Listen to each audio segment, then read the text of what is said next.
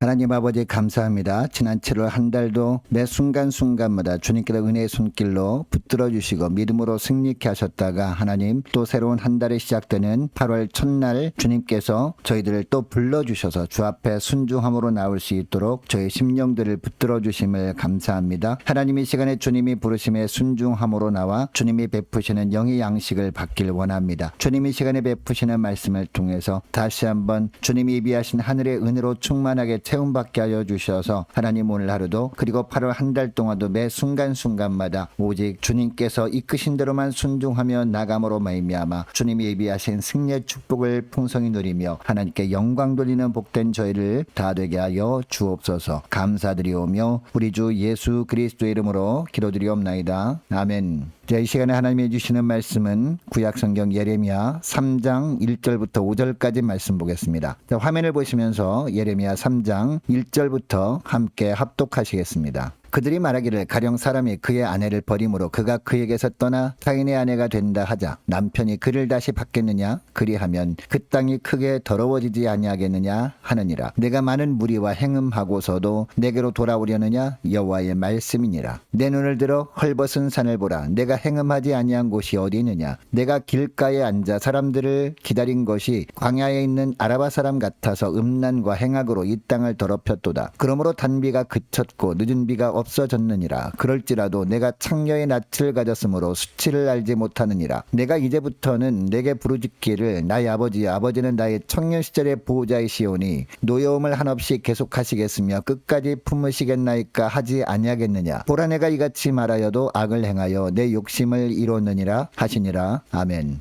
여러분, 우리가 사는 세상을 보면 주변에 힘든 삶을 사는 사람들이 참 많습니다. 어떤 분은 육신의 질병 때문에 고통당합니다. 또 어떤 분들은 경제적인 문제 때문에 너무나 힘들어하는 모습을 보게 됩니다. 그런데 다른 어떤 것들보다도 힘든 것이 사람과의 관계가 아닐까 생각합니다. 특별히 사랑하는 가족과의 관계가 이런저런 이유 때문에 깨진 가운데 있다면 무엇보다 큰 고통일 겁니다. 오랫동안 마음의 상처로 자리 잡을 수 있기 때문이죠. 그러나 진짜 비참한 것은요, 하나님과의 관계가 깨진 상황입니다. 여러분, 하나님과의 관계가 깨지면 정말 비참한 인생을 살 수밖에 없습니다. 영적인 감각이 마비가 되어서 자신도 모르게 멸망의 길로 달려가게 되기 때문이죠. 자, 오늘 본문에 보면 하나님은 예레미야를 통해서 하나님과 이스라엘 백성들과의 관계를 남편과 아내로 설명하십니다. 먼저 1절 말씀 보시기 바랍니다. 1절 말씀을 보니까 그들이 말하기를 가령 사람이 그의 아내를 버림으로 그가 그에게서 떠나 타인의 아내가 된다 하자 남편이 그를 다시 받겠느냐라고 합니다. 예레미야 2장까지의 내용을 말씀하시는 겁니다. 이스라엘 백성들이 우상 숭배의 죄를 범한 것 때문에 하나님의 징계가 임하니까 백성들은 하나님의 자신들을 버린 것으로 여기고 어떻게 했습니까? 회개할 생각은 하지 않고 하나님의 자신들을 힘들게 한다고 아예 하나님을 외면하고 작심하고 대놓고 우상 숭배를 하려고 한 겁니다. 오늘날로 보면 하나님이 내가 원하는 복을 주실 때는 그래도 하나님을 섬기는 것처럼 합니다. 그러나 고난을 주실 때는 하나님이 자기를 버리신 것 같다고 하면서 더욱 세상적인 방법으로 사는 것을 말합니다. 하나님의 방법을 완전히 버려버리고 내 생각대로 사는 것을 말합니다. 그런데 하나님은 말씀하십니다. 이렇게 하면 남편, 즉 하나님이 어떻게 주의 백성들을 다시 받을 수 있겠느냐라고 하고 있는 겁니다. 그리고 또 무슨 말씀을 하십니까? 1절 하반절 말씀을 보니까 그리하면 그 땅이 크게 더러워지지 아니하겠느냐 하느니라 라고 합니다. 백성들이 우상 숭배의 죄를 범함으로 그들이 거하는 땅을 더럽혔기 때문에 그 더러워진 땅에 하나님의 은혜가 임할 수 없었던 것인데 이것이 이스라엘 백성들에게는 징계라는 겁니다.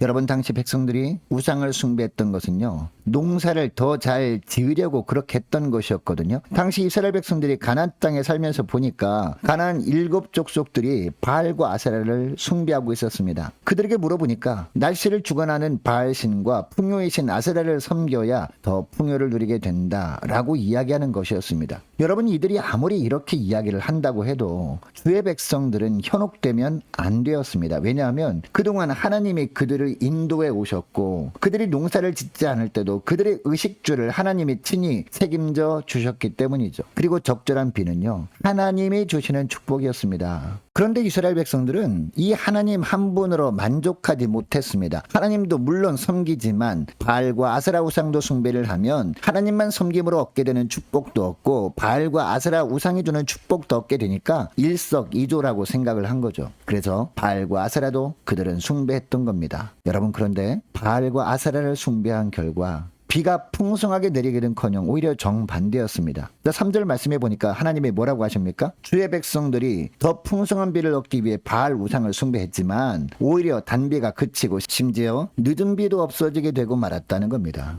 당시 이스라엘 백성들은 자신들이 우상 숭배의 결과 이렇게 된 것을 보았으면 그때라도 빨리 회개하고 하나님께로 돌아와야 했습니다. 그런데 이스라엘 백성들은 어떻게 했습니까? 3절 하반절 말씀 보시기 바랍니다. 자, 3절 하반절 말씀을 보니까 그럴지라도 내가 창녀의 낯을 가졌으므로 수치를 알지 못하느니라 라고 합니다. 백성들이 하나님 앞에서 대놓고 우상 숭배를 하는 것을 자기들이 살기 위해서 어쩔 수 없이 하는 행동이라고 여긴 겁니다. 그래서 하나님이 아무리 그것이 죄라고 말씀하셔도 전혀 부끄러움을 몰랐다라는 겁니다. 심지어 백성들이 뭐라고 했다라고 하고 있습니까? 4절 5절 말씀을 보니까 내가 이제부터는 내게 부르짖기를 나의 아버지는 나의 청년 시절의 보호자이시오니 노여움을 한없이 계속하시겠으며 끝까지 품으시겠나이까 하지 아니하겠느냐. 보라 내가 이같이 말하여도 악을 행하여 내 욕심을 이루느니라 하시니라 라고 합니다. 여러분, 당시 이스라엘 백성들에게 가장 필요한 것이 무엇이었을까요? 이른 비와 늦은 비가 아니라 이른 비와 늦은 비를 내려주시는 하나님과의 관계 회복이었습니다. 여러분, 하나님과의 관계만 회복되면 하나님은요, 이른 비와 늦은 비뿐 아니라 그들이 구하지 않은 모든 것들도 다 주실 것이었습니다. 하나님이 보실 때 그들에게 필요하다고 여기시는 것이 있을 때마다 그들에게 은혜로 다 주실 것이었습니다. 그러니까 당시 주의 백성들은 지금 당장 이른 비와 늦은 비가 내리지 않아서 추수할 곡식이 없다 해도 그들은 무엇보다 먼저 하나님께 나와 회개하고 하나님께 돌이키는 것이 중요한 것이었습니다. 여러분, 이 말씀을 오늘 이 새벽에 저와 여러분에게 주시는 이유가 무엇일까요? 우리도 마찬가지일 수 있기 때문입니다. 우리가 볼 때는 별로 하나님 앞에 죄를 범한 것이 없는 것 같아 보입니다. 그런데 하나님 보시기에는요, 우리 영혼의 상태가 어떻다라고 하십니까? 2절 말씀해 보니까 내 눈을 들어 헐벗은 산을 보라. 내가 행음하지 아니한 곳이 어디 있느냐? 내가 길가에 앉아 사람들을 기다린 것이 광야에 있는 아라바 사람 같아서 음란과 행악으로 이 땅을 더럽혔도다라고 합니다. 우리 스스로가 볼 때는 죄가 많이 없다고 여겨지지만 하나님 보시기에는 헐벗은 산으로 보일 정도로 부끄러운 부분이 너무나 많다라는 겁니다. 주님이 우리를 처음 만나실 때 우리 심령에 심어 놓으신 의의 나무들이 다 뽑혀버려서 벌거숭이 상이 되고 말았다라고 하고 있습니다. 내가 행음하지 아니한 곳이 어디 있느냐라고 할 정도입니다.